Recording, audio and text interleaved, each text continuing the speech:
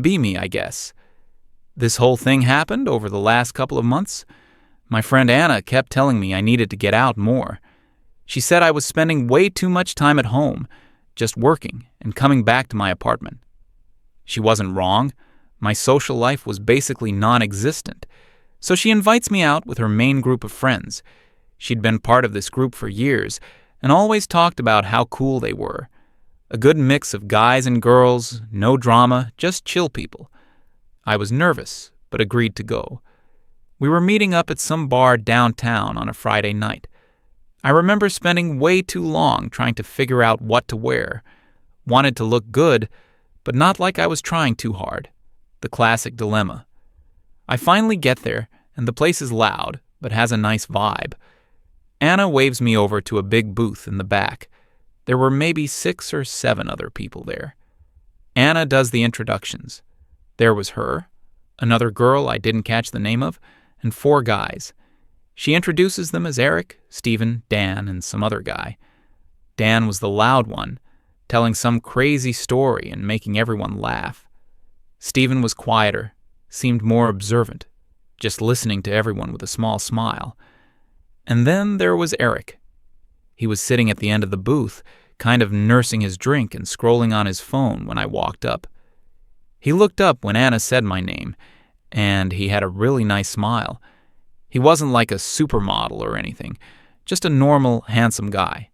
Clean cut, nice shirt, seemed put together. I slide into the booth next to Anna, and I'm trying to just follow the conversation. Dan is still going on, and I'm laughing along, but I can feel Eric looking over every now and then. After a few minutes, he puts his phone away and leans forward a bit. He asks me how I know Anna. Just a simple, normal question. We started talking, and it was so easy.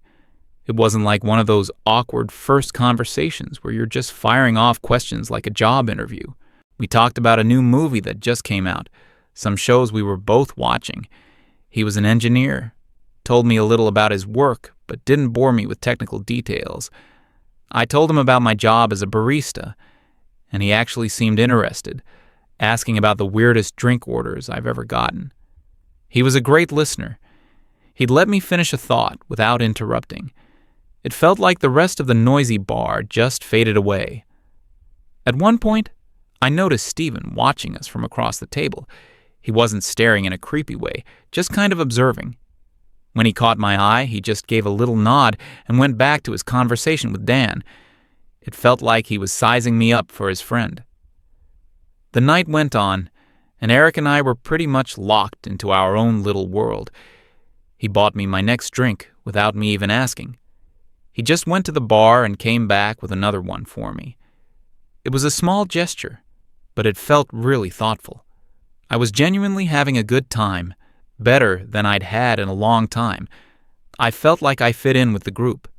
Everyone was friendly, nobody was weird or standoffish. Towards the end of the night, as people were starting to talk about leaving, Eric pulled out his phone. He was really casual about it. He said he had a great time talking to me and that he'd like to do it again. Asked if he could get my number. My stomach did a little flip. Of course, I said yes. I gave him my number, and he sent me a text right away so I would have his. It just said Eric. We all said our goodbyes, and I shared a ride home with Anna. She was practically buzzing. She kept saying how she knew Eric would like me. She told me he was a really good guy, smart, stable, and had been single for a while. Apparently, he was pretty picky and didn't just date anyone. That made me feel even better. I went to bed that night feeling really optimistic. The next morning, I woke up to a text from him. Hope you got home safe.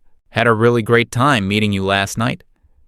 We started texting back and forth all day. It was just light, fun stuff.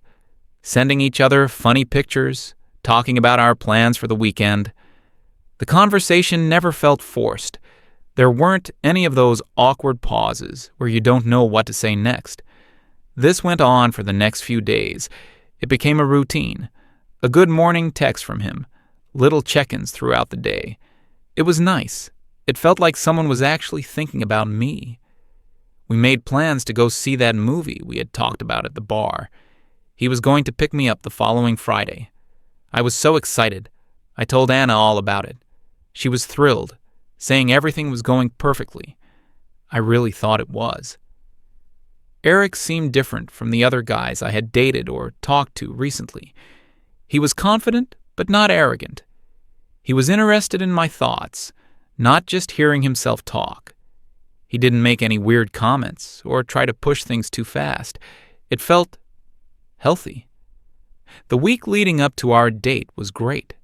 The texting continued, and we even had a phone call one night that lasted for almost 2 hours. We just talked about everything and nothing. Family, goals, dumb childhood stories.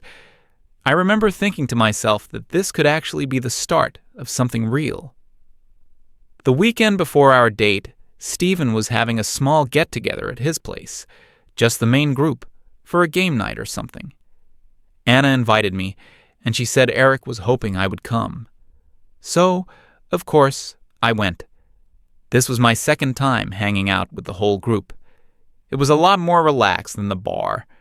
We were just chilling in Stephen's living room. Some people were playing a board game, others were just talking. Eric's face lit up when I walked in. He immediately came over, gave me a light hug, and got me a drink. He stayed by my side for most of the beginning of the night.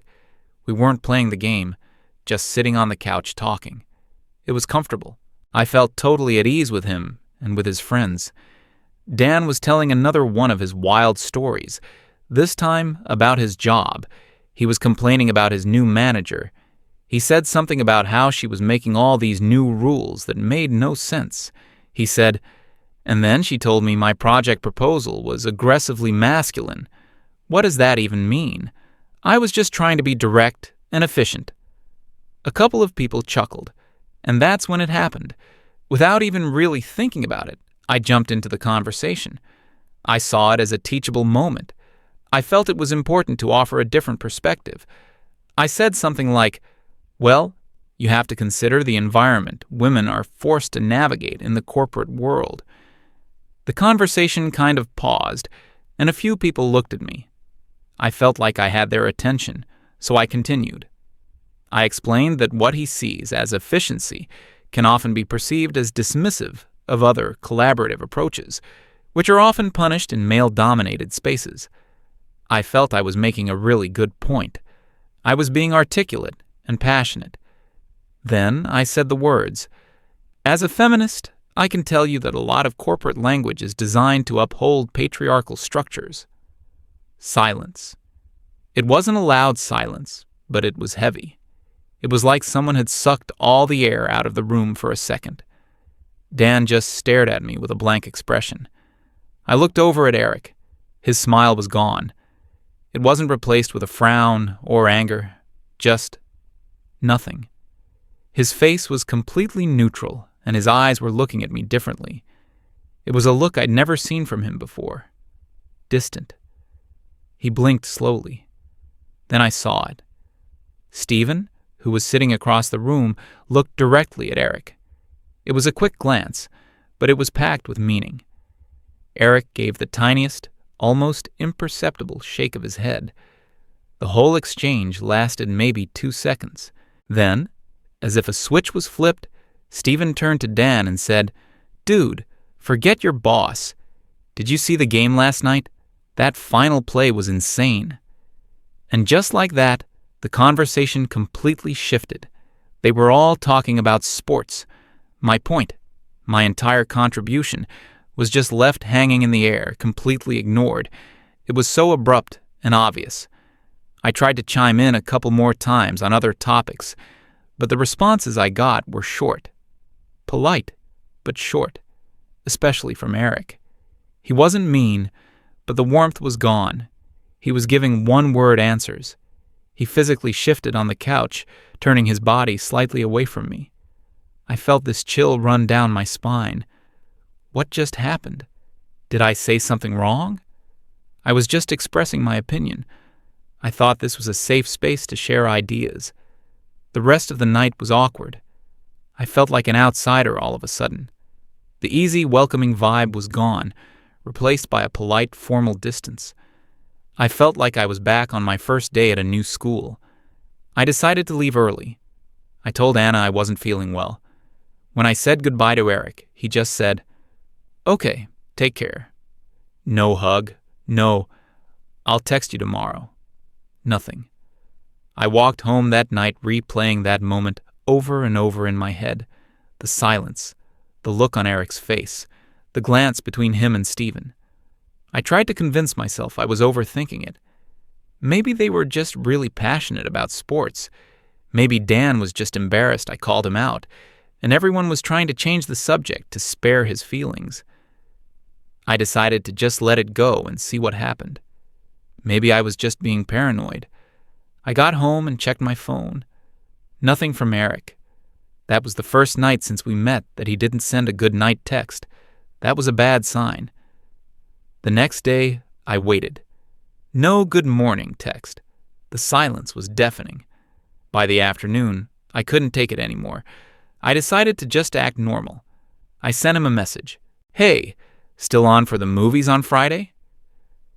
I tried to make it sound cheerful and casual. I watched my phone for what felt like an eternity. 3 dots appeared. He was typing.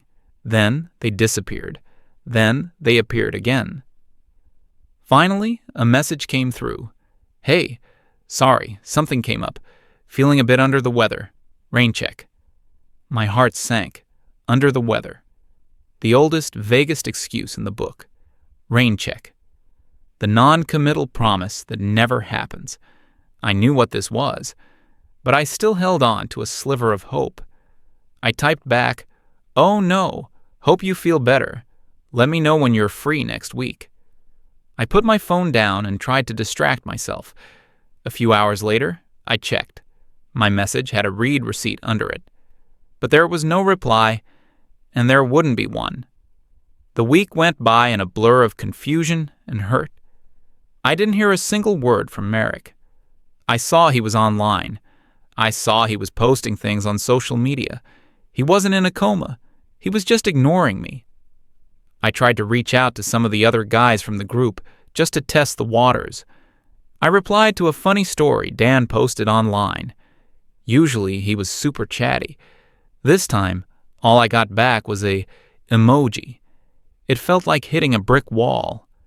The final nail in the coffin came on Saturday night. I was scrolling through my phone, feeling sorry for myself, and then I saw it. A new post from Anna. It was a group photo. The whole gang was at a bowling alley.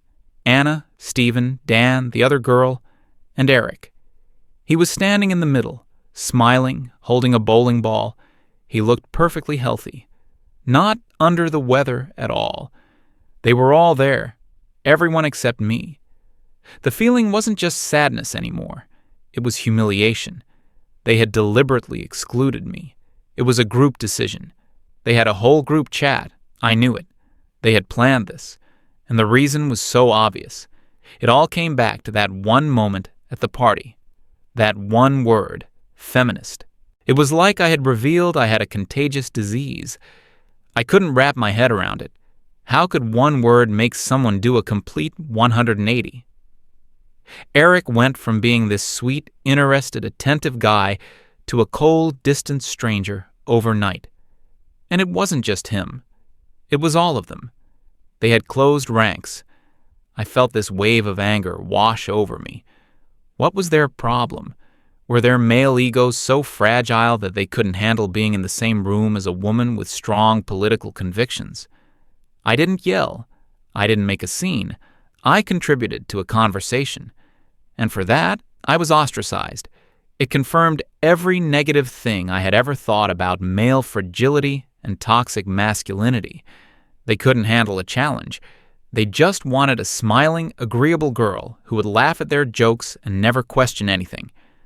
I was hurt, but I was also furious. Furious at them for being so childish. Furious at society for making men this way. And furious at myself for a tiny, shameful part of me that wished I had just kept my mouth shut. I hated that I felt that way.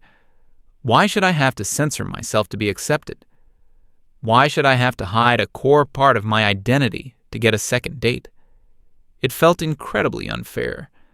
The next couple of weeks were miserable. I felt so isolated. Seeing Anna was weird now, too.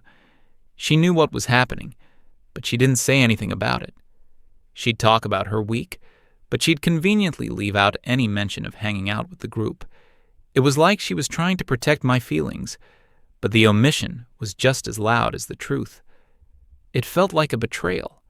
She was my friend. She brought me into this group, and now she was just silently watching as they all pushed me out. I finally got to a point where I couldn't take the silence and the confusion anymore. I needed answers. I needed a confrontation. I couldn't talk to Eric. He had made it clear he wanted nothing to do with me. So I called the one person I thought owed me an explanation. I called Anna. She picked up on the third ring, sounding a little surprised to hear from me. We hadn't really talked one-on-one since that night at Stevens. I didn't waste any time with small talk.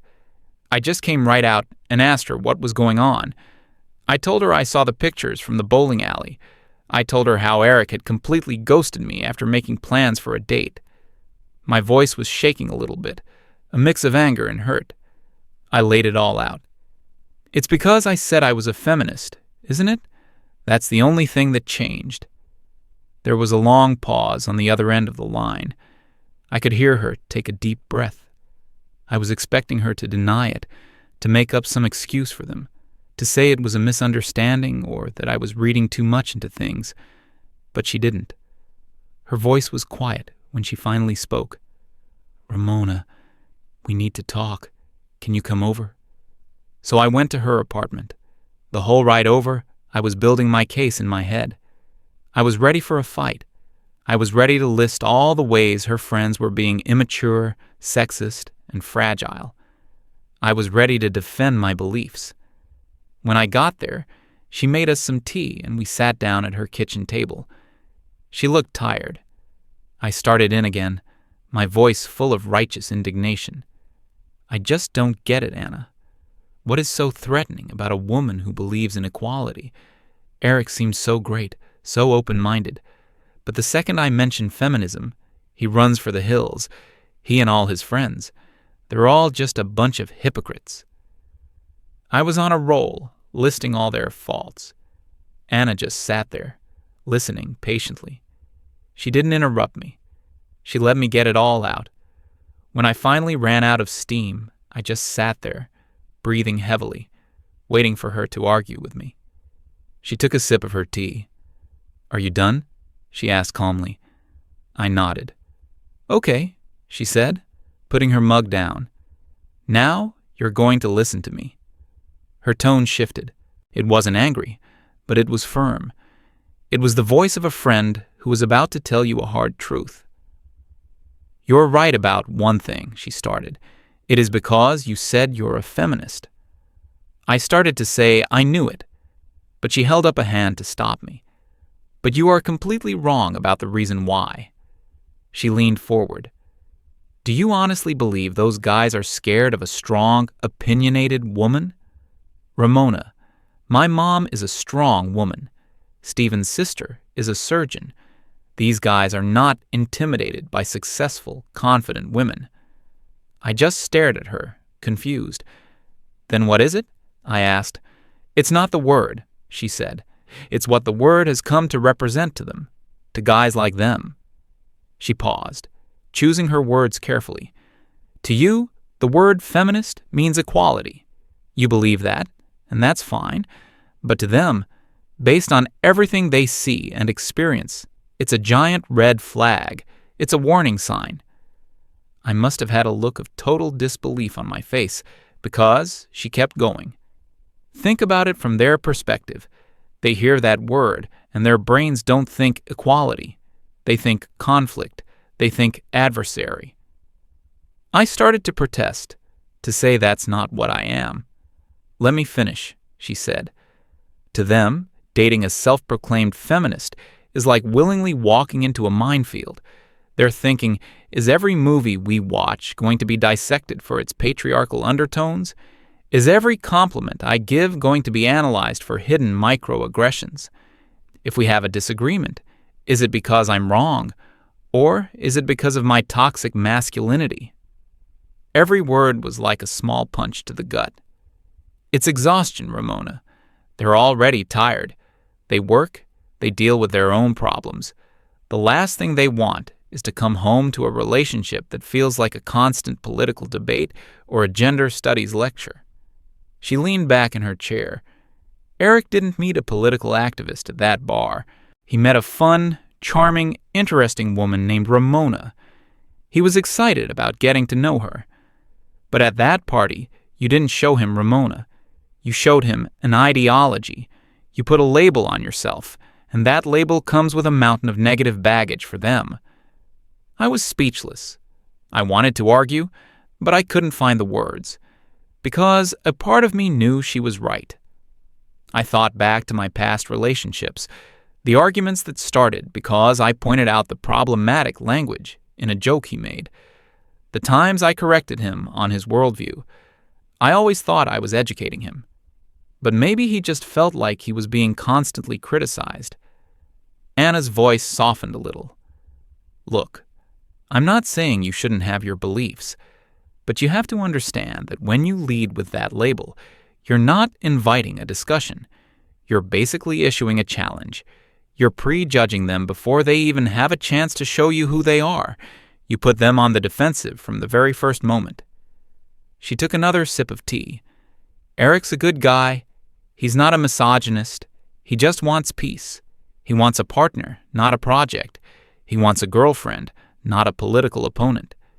When you made that speech at the party, you essentially told him and every other guy in that room that a relationship with you would be hard work, that it would be a struggle, and they just don't have the energy for that fight. They'd rather just not play the game at all. She finished with a line that has been stuck in my head ever since. They didn't reject you because they hate women, Ramona. They avoided you because they value their own peace of mind. We sat in silence for a long time after that.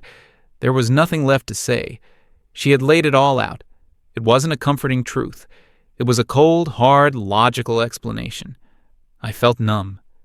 The anger I had felt was gone, replaced by a deep, hollow feeling of understanding. It was a horrible feeling, because it meant they weren't the villains in my story. It meant that maybe I was. I had been so wrapped up in being right that I never stopped to consider how my approach made other people feel, especially the people I wanted to get close to. I had created my own loneliness. I drove home in a daze. Anna's words were just echoing in my skull. A partner, not a project. They value their peace of mind. I got back to my apartment, and it felt so empty. I sat on my couch in the dark. I thought about Eric. I thought about how easy and fun it was before I flipped that switch, before I felt the need to perform my ideology. He wasn't avoiding me because he was fragile. He was avoiding me because I had presented myself as a source of future conflict. He had made a logical choice, a form of self-preservation. He had seen the red flag I was waving so proudly, and he had simply decided to walk in the other direction. And his friends, they had his back. They saw their friend about to walk into that minefield, and they pulled him back. I had seen it as a cowardly retreat. They saw it as a strategic withdrawal. I unlocked my phone and scrolled through my photos. I had no pictures of Eric, of course. I scrolled through my social media. I saw pictures of me with old college friends at protests and rallies, pictures with captions quoting feminist authors. My entire online identity was built around this one label. It was my armor, but it was also my cage. It had kept me safe in my echo chamber, but it had also locked everyone else out, especially the kind of normal, stable, peaceful man I secretly wanted. The shock wasn't that men were avoiding me after learning I was a feminist. The shock was finally understanding why. It wasn't about them being weak. It was about me being exhausting. I looked around my quiet apartment. I had my strong opinions. I had my righteous anger. I had my ideology. And I was completely, utterly alone.